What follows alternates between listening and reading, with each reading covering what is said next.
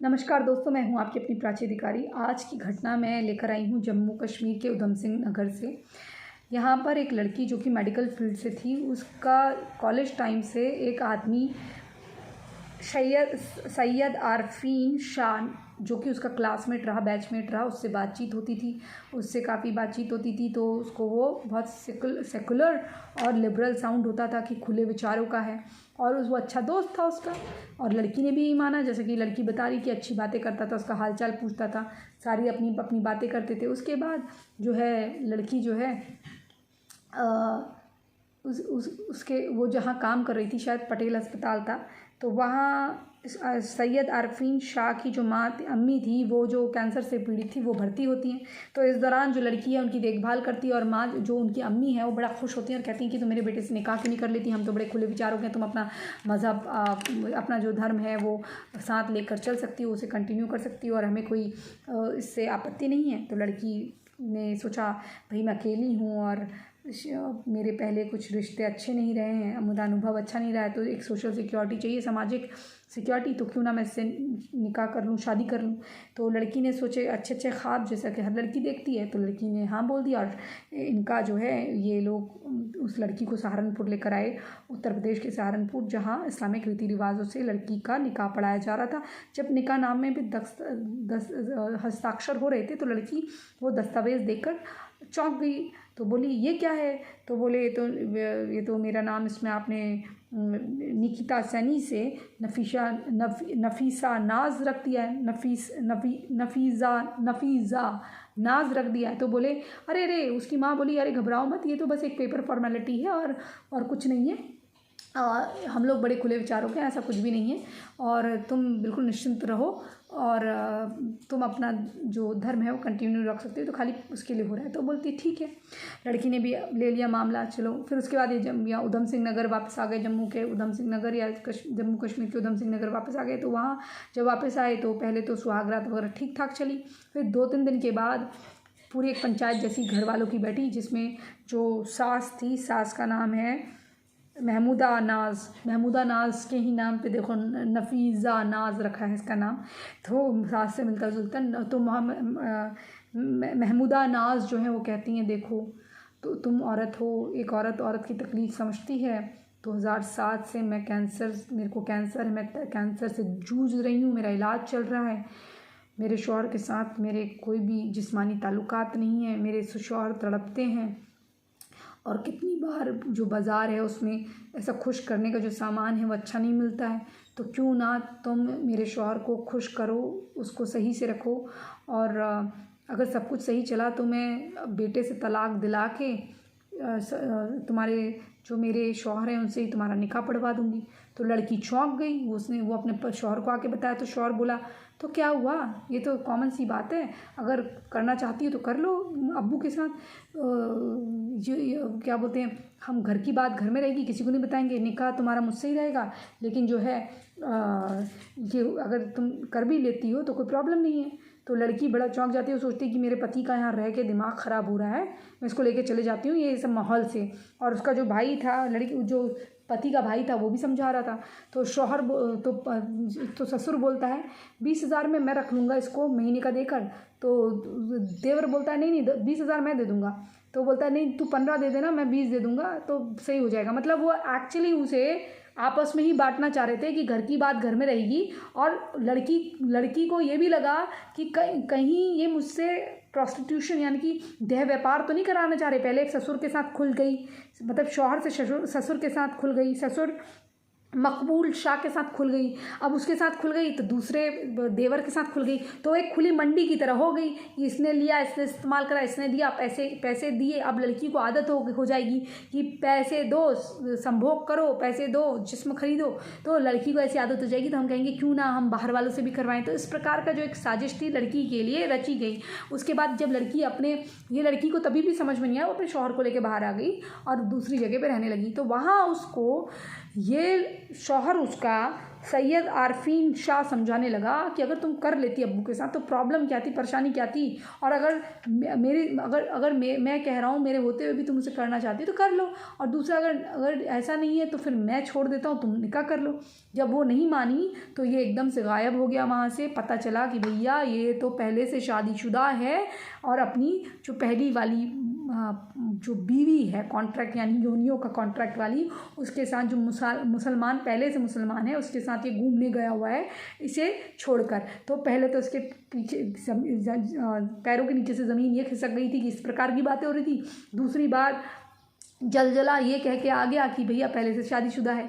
तो आप बताइए कि एक मेडिकल फील्ड की औरत होते हुए, क्योंकि बच्ची तो है नहीं भैया, 30-32 साल की कोई बच्ची तो है नहीं है, आई थिंक इतनी साल की है ये, तो इतनी कोई बच्ची तो है नहीं। मैं इन लोगों को यहाँ पर लेक्चर देती हूँ, चलो कुछ छोटी लड़कियाँ होती, कुछ हमसे बड़ी लड़कियाँ भी हैं जो इस प्रकार के कार्य करती हैं, तो उनको हम क्या कहें, क्या समझाएं। भाई तुम इस प्रकार के कार्य करते हो, कोई छोटी टीनेज लड़की हो तो उसको समझाया भी जाए। चलिए मैं मानती हूँ कि आप बड़े हैं छोटे हैं जो भी हैं, मैं आपको राय, जो मेरी समझ से राय है, जो मेरी जहनियत है, जहनी सोच है, उससे मैं राय दे सकती हूँ, जहनियत है उससे राय दे सकती हूँ। जो मेरे तमाम दुनियादारी के एक्सपीरियंस रहे हैं या देख के रहे हैं, लड़कियों को मैंने देखा है कि कच्चा पपीता खा रही हैं और अपना अबॉर्शन करने की सोच रही हैं, वो मेडिकल फील्ड में है, मैंने ऐसी ऐसी लड़कियाँ देखी हैं। तो उनके एक्सपीरियंस से मैं आपको बताती हूँ वो जो चीज़ें होती हैं उनके साथ बाद में ज़िंदगी में क्या हुआ, और बाद में वो मेरी पीठ थपथपाती थी, बोलती थी तुम छोटी हो और तुम्हारी अकल बहुत है और ये सब है।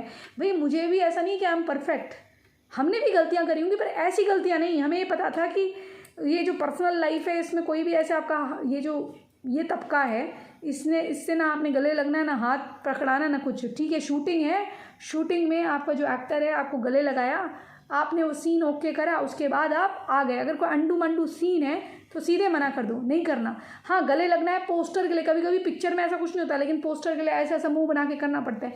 लेकिन उसके अलावा किसी से न बात न कुछ। अगर मेरी पर्सनल लाइफ में मुझे कोई पसंद भी आया होगा तो वो अपने धर्म से आया होगा, और वो बात नहीं बनी होगी तो बिना इतना कुछ हुए अलग हुए होंगे।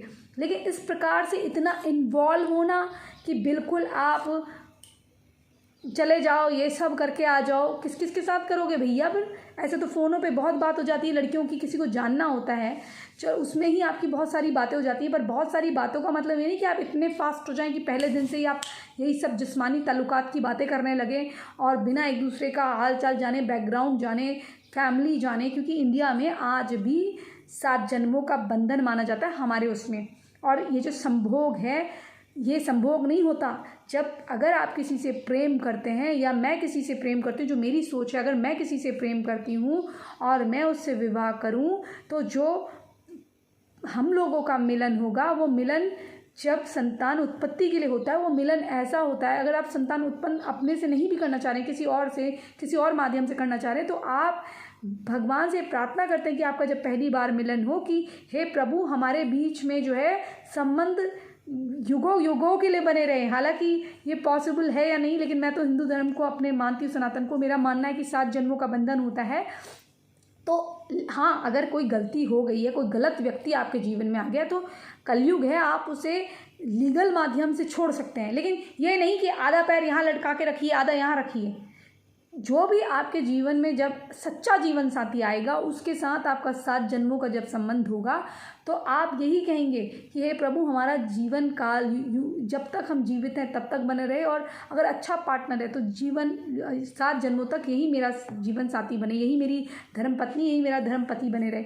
इनके वहाँ क्या है, योनियों का कॉन्ट्रैक्ट हो रहा है जो तुम्हारी पूरी शख्सियत यानी कि अस्तित्व बदल दे रहे, जो माँ बाप ने तुम्हें पैदा करके जिस मेडिकल फील्ड में आज तुम आए हो, आज तुम डॉक्टर प्राची अधिकारी हो या एक्ट्रेस प्राची अधिकारी हो, वो आ रहा है तुम्हारे जीवन में कोई जमील इरफान, वो तुमको पूरा ही शबा बना दे रहा है, वो तुम्हें क्या बना दे रहा है, तरन्नुम बना दे रहा है, तुम अलग ही हो गई हो।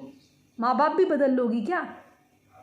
तरन्नुम शेख बना दोगे तो माँ बाप वही रहेंगे क्या पुराने वाले? अरे जिन्होंने पैदा करा है उनका कोई अधिकार नहीं है, ऐसे ही बनते रहोगे कि कुछ भी।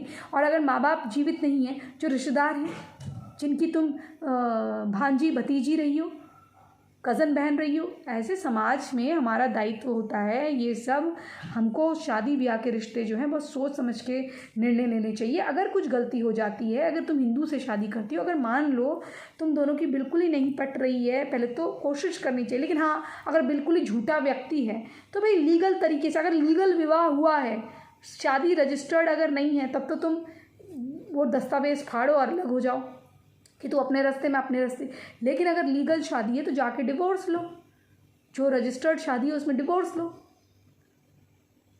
अगर छोटी मोटी बातें तो उसमें एडजस्ट किया जा सकता है, वरना हमारे वहाँ इस तरह से संबंध टूटना तो है ही नहीं। ये तो आधुनिक युग है, तब मैं बोल रही हूँ कि बिल्कुल ही अगर गलत आदमी है, मारता पीटता है, ड्रग्स करता है, शराब पीता है और शराब की लत के कारण आप पे अभद्र आरोप लगाता है, तो वो तो ठीक है, तो वहाँ पर। लेकिन आप ऐसे व्यक्ति से शादी कर रही हो जहाँ निकाह के लिए कबूल है, तलाक के लिए तलाक तलाक तलाक, इस तरह की चीज़ें हो रही हैं जो किसी चीज़ में उनका, अगर कोई भी गैर इस्लामी सरकार है तो उसको मानते ही नहीं हैं।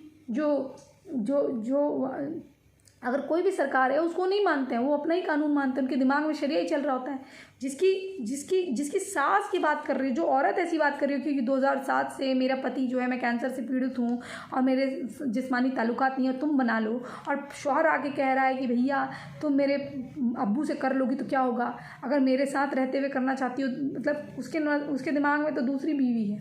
और ये वही लोग हैं, ये इसके शौहर की बंदूक की फैक्ट्री है और ये जियो और जीनो दो नाम का एनजीओ भी चलाते हैं। मुझे लगता है ना जाने ऐसी कितनी हिंदू लड़कियों को, पंजाबी सिख गैर मुसलमान लड़कियों को फांस कर इन्होंने इस प्रकार के सेक्सुअल फ्लैश ट्रेड में, यानी कि ह्यूमन ट्रैफिकिंग, यानी कि ऐसे चकला घर बना के उनका उपयोग करा रहे होंगे, सप्लाई कर रहे होंगे, हो सकता है कि बॉर्डर पार भी भेज रहे हों। गवर्नमेंट को इसमें जांच करनी चाहिए। ये एक बहुत बड़ा मुद्दा है एक्चुअली। ये जो लड़की ने दिया है, ये अगर देखा जाए, ये जो एनजीओ के नाम पे हो सकता है वहाँ कुछ इसी तरह का चकला घर चला रहे हों, तो ये बहुत बड़ी बात है। और मकबूल शाह जो बुड्ढा है, जो ससुर है, वो ये बात कहता है कि तुम 20,000 लेकर मेरे साथ हो जाओ, देवर कहता है मैं भी दे दूँगा। तो इस प्रकार की जो फैमिली में चल रहा है, हमने अपनी जो पाकिस्तान में हिंदू धर्म को फॉलो कर रही है, जिसका नाम हमने एलिज़े रखा था, उस एलिज़े नाम मैंने जिसको दिया था, बाद में मैंने उसको स्वतंत्रता और शक्ति नाम दिया था, तो उसने अपना नाम स्वतंत्रता शक्ति रख लिया है बोलचाल की भाषा में। तो वो स्वतंत्रता शक्ति जो हमारी बहन थी, उसने जो बताया था कि प्राची बाजी देखिए, मेरे साथ मेरे घर में ही ग्रुप हलाला चल रहा है जिसका मैं विरोध करती हूँ। तो उसने पहले मुझे हलाला से ग्रुप हलाला की बात पता चली, तो मेरे लिए वही आश्चर्य था। अब मुझे पता चला है कि इनके घर में ये काम भी होते हैं। तो भाई हाँ, ये तो मुझे शक था कि इनके वहाँ इस तरह की चीज़ें होती हैं, लेकिन इतने ज़्यादा होती हैं, मतलब रोज़ देखो यही बातें। मतलब मेरे को लगता है कि पूरा जो कंसेप्ट है इस मज़हब का वो यही है, औरत, जानवर, गधा, घोड़ा, जिसके साथ करना है कर लो। आपको याद होगा, एक, अगर आप में से कई लोग जानते होंगे, आज से 5 साल पहले, 10 साल पहले, अगर आपने इंटरनेट में देखा होगा कि अमेरिकन मिलिट्री ने एक वीडियो चालू करा था हिडन कैमरा से अफ़गानिस्तान में। तो उन्होंने कुत्ता, भेड़, गाय, कुत्ता, भेड़, बकरी सब दिखाए थे कि उसके साथ ये लोग क्या करते हैं। तो वो सोच आपने देखी होगी। तो आप सोचिए कि किसी को नहीं छोड़ते, छोटा बच्चा, इनकी जो हदीस है उसमें लिखा हुआ है 0 से 5 साल का बच्चा, 0 से 5 साल की बच्ची, उसके साथ आप वो जो है जिस्मानी सुकून का कारण है, वो ताज़ा माल है जिसे आप ले सकते हैं। अगर आप पाकिस्तान में जो बच्चे हैं जो ट्रक हेल्पर्स के ट्रक ड्राइवर के साथ एज अ हेल्पर चलते हैं, तो आप सोचिए वो सुरक्षित नहीं है, उनके साथ होता है तो कौन सुरक्षित है इनके हुजूम में। ये तो गैर इस्लामी हुजूम, यानी कि गैर इस्लामी सरकार को मानते नहीं। ये नरेंद्र मोदी को अपना प्राइम मिनिस्टर नहीं मानते। जिनकी सोच ऐसी है वो किसी कानून को नहीं मानते। और जो बच्चे भी आपने देखा होगा कन्वर्टेड कराए, उन बच्चों के लिए क्या क्या बोला, उनके लिए ही बोला ना। उन बच्चों ने मनु यादव ने क्या बोला था कि मेरे लोग आएंगे, पत्थर मार देंगे, हम किसी से नहीं डरते, किसी पुलिस से नहीं डरते, किसी से नहीं डरते, इसीलिए बोला था। क्योंकि उनको पता है, उनको यही बताया जाता है कि जो आप हैं आपको कोई कुछ नहीं कर सकता, क्योंकि आप मोमिन हैं। आप पत्थर मारिए, कुछ करिए, सर फोड़िए, आपका कोई कानून कुछ नहीं बिगाड़ सकता। ये चीज़ उनके दिमाग में डाल दी जाती है। और ये लड़कियां ऐसी गलती क्यों करती हैं, मैं बता बता के थक गई हूँ। चलो मैं नहीं, मेरी बात नहीं, अखबार तो पढ़ती होगी, इंटरनेट पे तो सुनती होगी, कुछ तो देखती होगी, लेकिन हाँ नहीं, तुम इग्नोर करोगी नहीं, मेरा वाला ऐसा नहीं है। अरे यार, कोई छोटी बच्ची हो, टीन हो, जो 15 साल की 16 साल की, उसको तो मैं समझाऊँ, ठीक है, मैं बड़ी को भी समझा सकती हूँ, पर मुझे ये शर्म आती है कि मुझसे बड़ी लड़कियां भी इस प्रकार के कार्य करती हैं, और ये कितना गलत है। मतलब आप इन चक्करों में फंस कैसे जाते हो यार। कोई आपसे फ़ोन में राब्ता कर रहा है, मीठी मीठी बातें, आपको मतलब किसी ने तारीफ़ कर दी, वही बात ना, तारीफ़ कर दी तो आप सोचो ना, ये हर वक्त इसको मुझ पे कोई बुराई नज़र नहीं आती। अरे अगर मुझसे कोई प्रेम करता होगा वो अच्छाई भी बताएगा।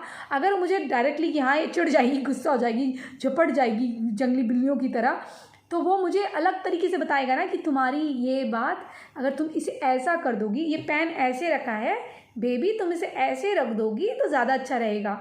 तो बता तो रहा है ना कि ऐसे रख दो, अब तुमको कह रहा है नहीं नहीं तुम ऐसे रखती हो तो ऐसे ही अच्छा है, ऐसे ही बढ़िया है। तो जो तुम्हारी गलत बात को भी, हाँ छोटी मोटी गलत बात हो, क्यूट वाली हरकतें हो, वो अलग चीज़ होती है, लेकिन अगर कोई तुम्हारी गलत बात को भी सही कह रहा है हर वक्त, तो इसका मतलब जान लो वो तुम्हारा अच्छा नहीं चाहता। जो सच्चा हमसफ़र होगा वो आपको प्यार से, मोहब्बत से, खलूस से, यानी कि अपनेपन से आपको अच्छी बातें बताएगा, जिससे आप, तभी कहते हैं ना अपने से अच्छा ढूंढो। लड़के पढ़ी लिखी औरत इसलिए ढूंढते हैं क्योंकि एक पढ़ी लिखी लड़की मतलब पढ़ी लिखी माँ, वो अच्छा पूरे घर को अच्छा बनाती है। मतलब पढ़े लिखे का मतलब केवल किताबी नहीं है, डिग्रियाँ ही नहीं है, दिमागी तौर पे भी एक्सपीरियंस के ताल्लुक से मैं बोल रही हूँ, जो एक तजुर्बा होता है उसके ताल्लुक से मैं बोल रही हूँ, वो भी बहुत मायने रखता है। सब चीज़ें देखी जाती हैं, सुंदरता भी देखी जाती है, गुण भी देखे जाते हैं, हर चीज़। चलो मैं मानती हूँ कि पहले आपका जो दिखता है वो बिकता है, पहले आपका लुक भी मायने रखता है, उसके साथ में गुण सबसे पहले मायने रखते हैं, लेकिन गुणों को बाद में देखा जाता है। ये होता है क्योंकि पहली चीज़ आपको क्या दिखेगी, इंसान का चेहरा, आँख, नाक, कान, ये दिखेंगे।